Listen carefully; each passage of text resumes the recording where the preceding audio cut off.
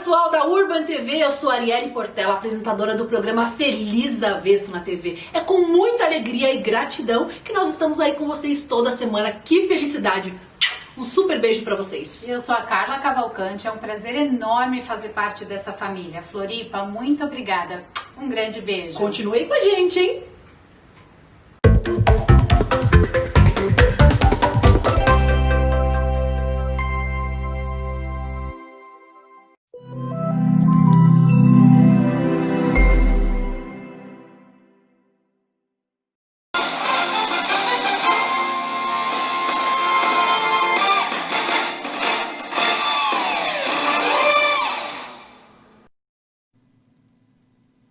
Santa Catarina tem 2.880 mortes provocadas por coronavírus.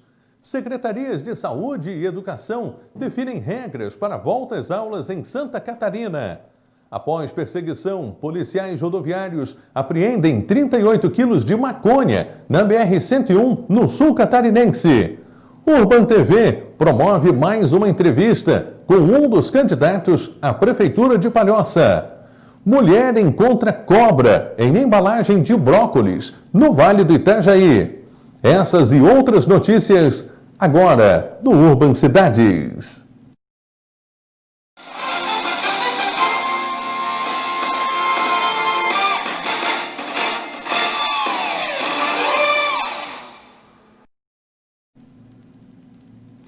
Olá, muito boa noite para você que acompanha a programação da Urban TV. Seja muito bem-vindo, meu amigo, minha amiga, à nossa programação, a mais uma edição do nosso Urban Cidades.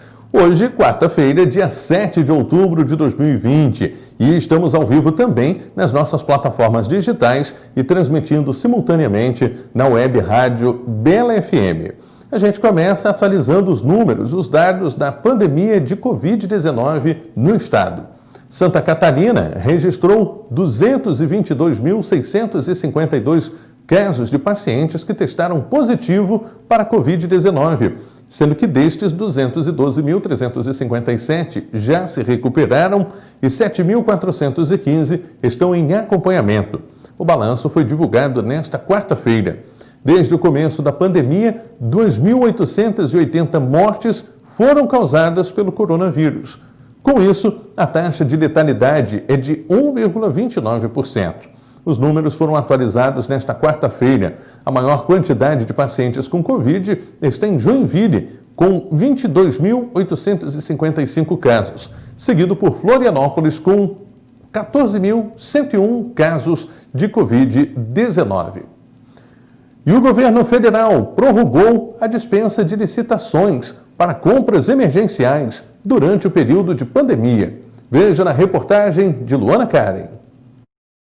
Desde maio, uma medida provisória deu liberdade para a contratação de serviços e compra de produtos de combate à Covid-19. Agora, a MP virou lei e trouxe inovações. Uma delas foi a ampliação do regime diferenciado de contratações públicas para agilizar e facilitar os negócios e ainda reduzir os custos. A gente possibilitou que o Brasil não se paralisasse em termos de licitações para obras públicas.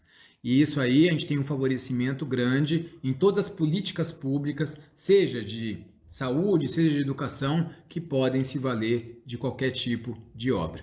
A medida vai possibilitar, por exemplo, a assinatura de um único contrato para projetos e obras, remuneração de acordo com o desempenho do fornecedor e o uso da licitação eletrônica.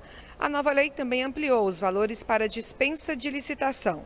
Até R$100 mil para obras e até R$50 mil para compras e serviços. Isso é importante para o governo, porque permite a ele uma certa agilidade, o volume é grande e a quantidade de contratos também. E do lado do fornecedor, vai permitir que o fornecedor tenha um ganho de escala, né? Então, aumentando os valores, ele pode fazer contratos melhores e prestar melhor serviço e de melhor qualidade. As novas regras valem para as contratações do governo federal e também para os estados e municípios. Elas vão ser aplicadas até 31 de dezembro deste ano, quando acaba o estado de calamidade pública decretado por conta da pandemia.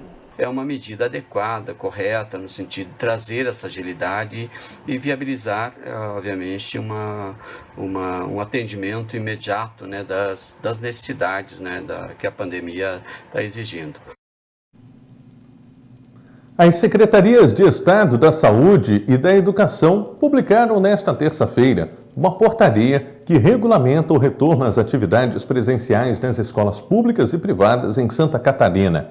Pela determinação, as atividades presenciais só poderão retornar em regiões que se encontram em risco moderado ou alto, representados nas cores azul e amarela, na matriz de avaliação de risco potencial. Em regiões classificadas como estado gravíssimo e grave, representadas pelas cores vermelha e laranja, o retorno não está permitido. No estado, 11 das 16 regiões de saúde estão classificadas como risco grave, cor laranja. Para estas regiões, só estarão permitidas atividades de reforço pedagógico individualizado, sendo exigido da mesma forma que se tem o plano de contingência homologado.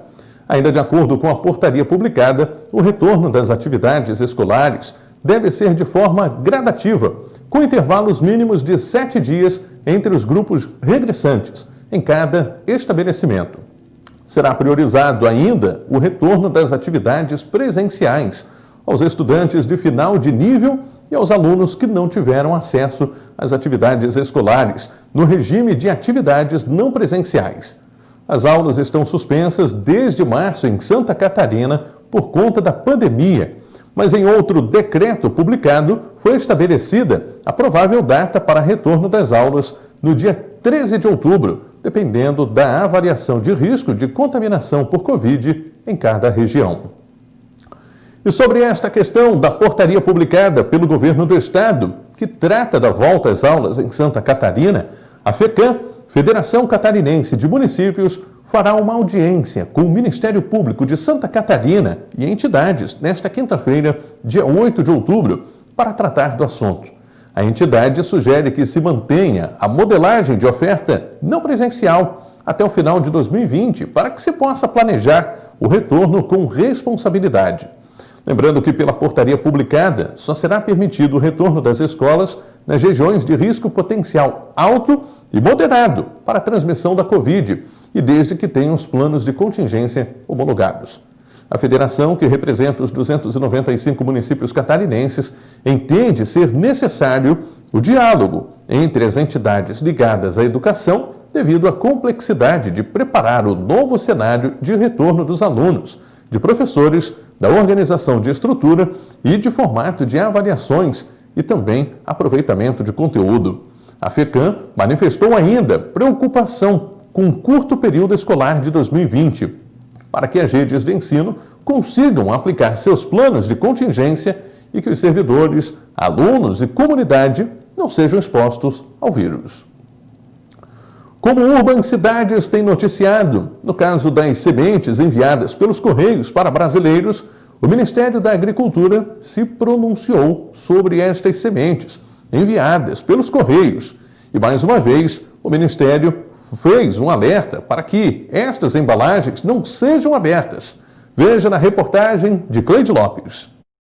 Foram mais de 30 mil amostras que chegaram pelos Correios no país, mas que não foram solicitadas. Este morador de Santa Catarina recebeu as sementes junto com a compra que fez em um site chinês. Uma semente parecia feijão, café, alguma coisa parecida assim, e outra um saquinho com várias sementinhos diferentes, sementinhas bem miudinhas. O Ministério da Agricultura analisou até agora 39 amostras e detectou a presença de ácaro vivo, fungos, plantas daninhas e bactérias. Por isso, o alerta é que os pacotes não sejam abertos, e sim entregues aos órgãos de agricultura nas embalagens originais. Quem receber esse material, ele não deve abrir, né? Não deve manusear e procurar imediatamente ou uma unidade do Ministério da Agricultura. O Ministério tem as suas superintendências em todos os nossos estados e aqui também no Distrito Federal, ou procurar a Secretaria da Agricultura ou as agências de defesa dos estados. As investigações devem durar 30 dias e estão sendo feitas em conjunto com órgãos de controle estaduais e internacionais, já que existem riscos para a agricultura brasileira. Então é importante essa colaboração da população de receber esse material e encaminhar aos órgãos de agricultura.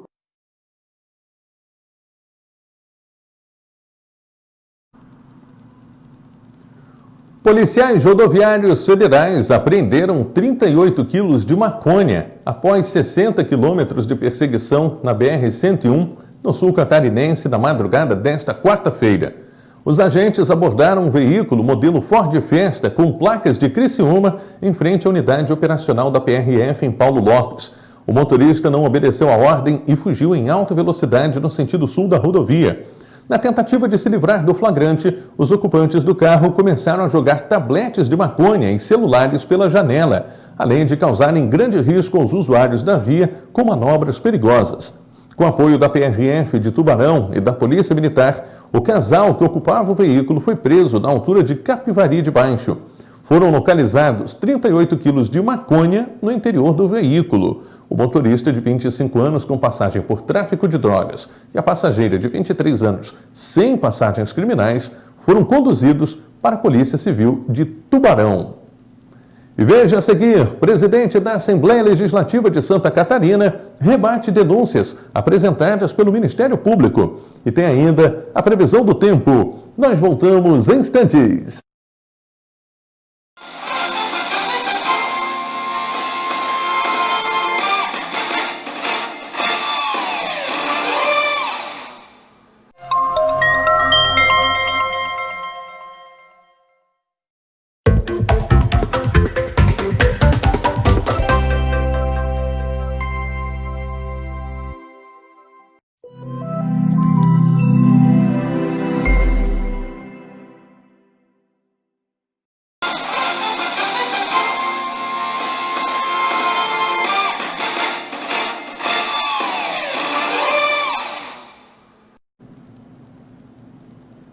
De volta com o nosso Urban Cidades desta quarta-feira, aqui na tela da Urban TV e também nas nossas plataformas digitais.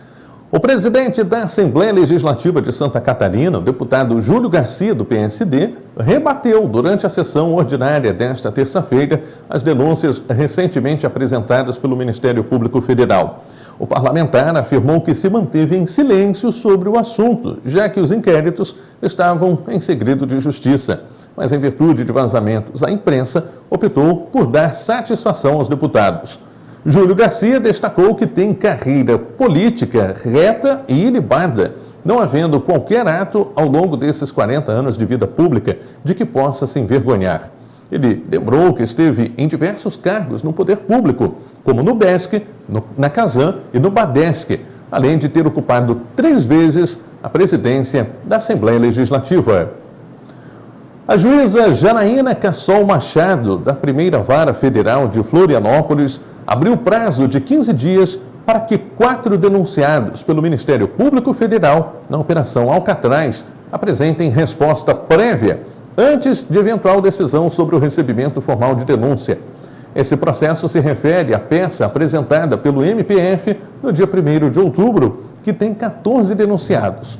A denúncia relaciona o deputado Júlio Garcia, seus operadores financeiros, servidores públicos e empresários, pelos crimes de corrupção, peculato e fraude em licitação e contrato subsequente. A denúncia do MPF solicita ainda à Justiça Federal que os denunciados devolvam aproximadamente R$1.196.000, obtidos por meio das fraudes praticadas. Uma reportagem da revista Veja desta semana revela um trecho da delação fechada por Michele Guerra, ex-sócia do escritório do operador do esquema de corrupção investigado pela Operação Alcatraz, com o Ministério Público Federal. De acordo com Michele, o escritório do secretário adjunto de administração, Nelson Castelo Branco Napp Júnior, servia para esquentar o dinheiro sujo do esquema, que fraudava licitações e contratos públicos. Segundo a reportagem da Veja, Michele disse que as empresas beneficiadas nos contratos fraudulentos repassavam os valores de propina ao escritório de NAP na forma de honorários.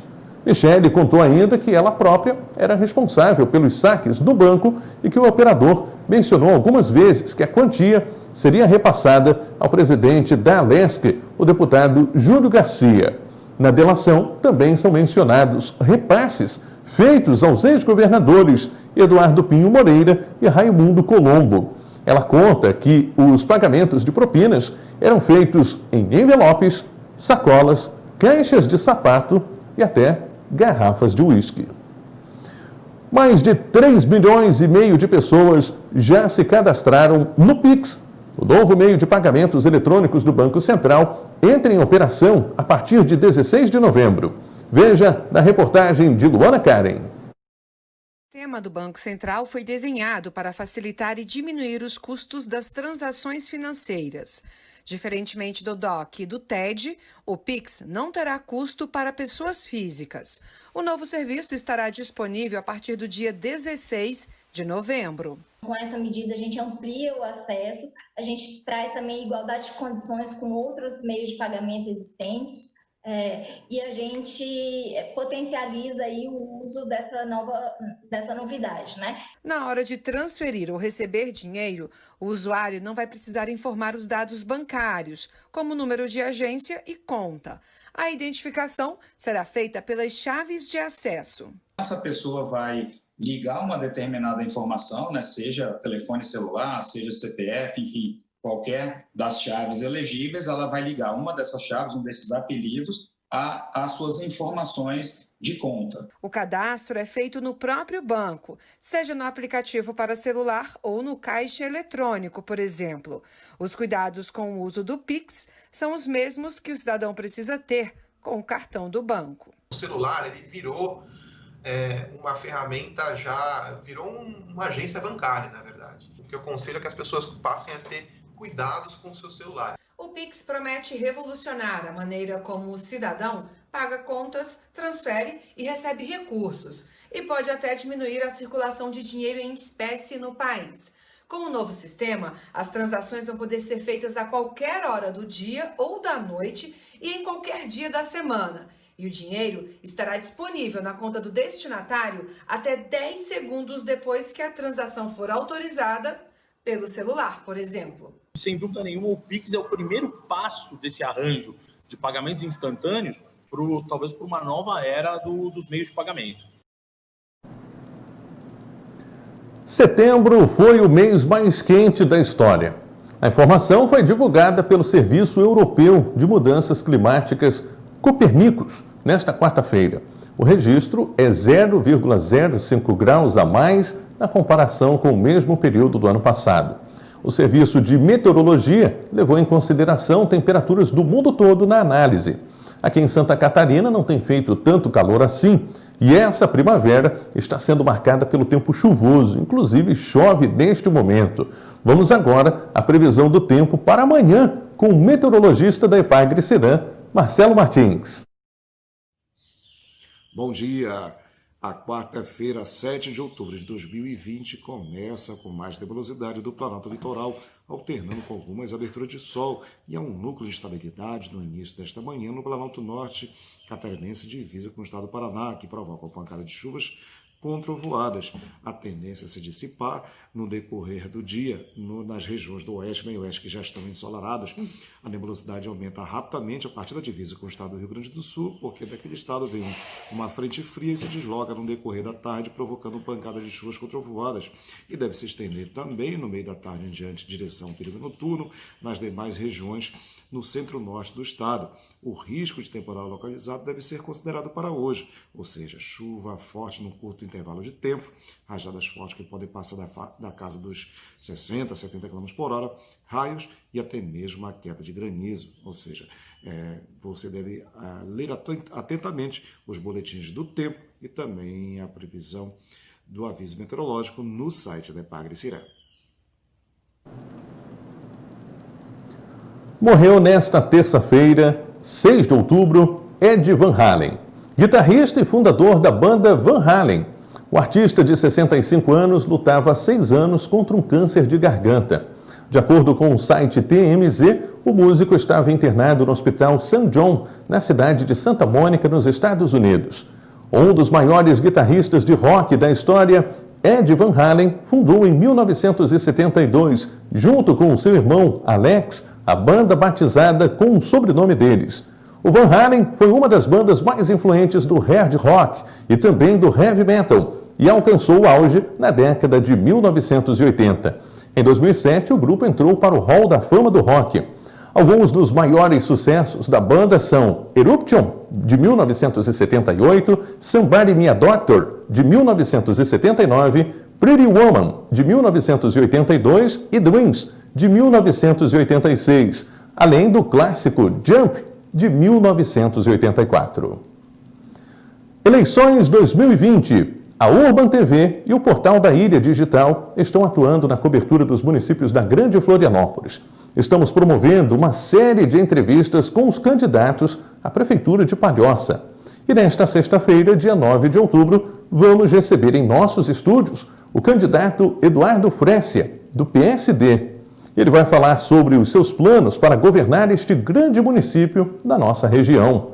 A entrevista começa às 8h30 da noite, aqui na Urban TV. Não perca!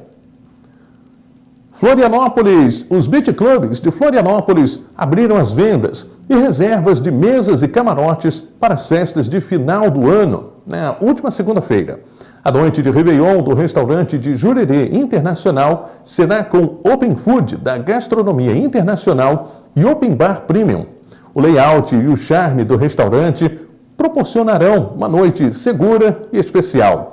O Dona também já abriu as vendas do Réveillon Hip Chic 2021. O Dining Club recebe as reservas de mesas e camarotes para a festa da virada na beira da praia de Jurerê Internacional. A noite do Réveillon 2021 será diferente, seguindo todas as recomendações do governo de Santa Catarina de prevenção ao coronavírus. O Réveillon Espetáculo do P12 chega na sua 14ª edição e promete uma experiência divertida, sofisticada, inesquecível e segura para celebrar o ano de 2021 com Open Food requintado e Open Bar Premium. A festa em Jurerê Internacional se destaca por ser uma das mais aguardadas do Brasil em um dos endereços mais cobiçados do país, com show de fogos exclusivos para brindar um novo ano. Música e apresentação do renomado grupo TOL. Não dá para ficar de fora. As micro e pequenas empresas representam hoje 99% dos negócios brasileiros. Além disso, são responsáveis por 55% dos empregos gerados no país e têm participação de 30% do PIB. Para sobreviver à crise provocada pelo coronavírus, muitos microempreendedores recorreram às medidas de socorro oferecidas pelo governo federal. Veja na reportagem. São 17 milhões de pequenos negócios em diversos setores.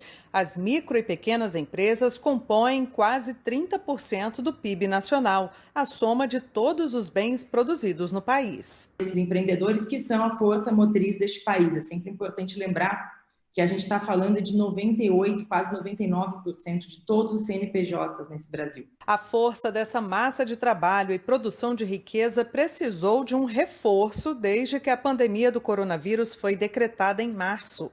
Para não paralisar as atividades econômicas, foi lançado o Programa Nacional de Apoio às Microempresas e Empresas de Pequeno Porte, PRONAMP. Rodrigo do Nascimento é dono de uma padaria no Distrito Federal há 11 anos. Com as vendas caindo mais de 50%, ele precisou pegar um crédito de R$100 mil pelo PRONAMP. Usou o dinheiro para pagar funcionários e despesas fixas. Graças ao PRONAMP, conseguimos passar por essa fase crítica e estamos muito confiantes para esses últimos meses agora, para que o mercado consiga dar uma melhorada. E a participação das pequenas empresas no PIB pode aumentar para 40% se depender do esforço do Sebrae. A gente podendo fazer isso através do emprego, da produtividade, do treinamento, da capacitação financeira, através do crédito tão necessário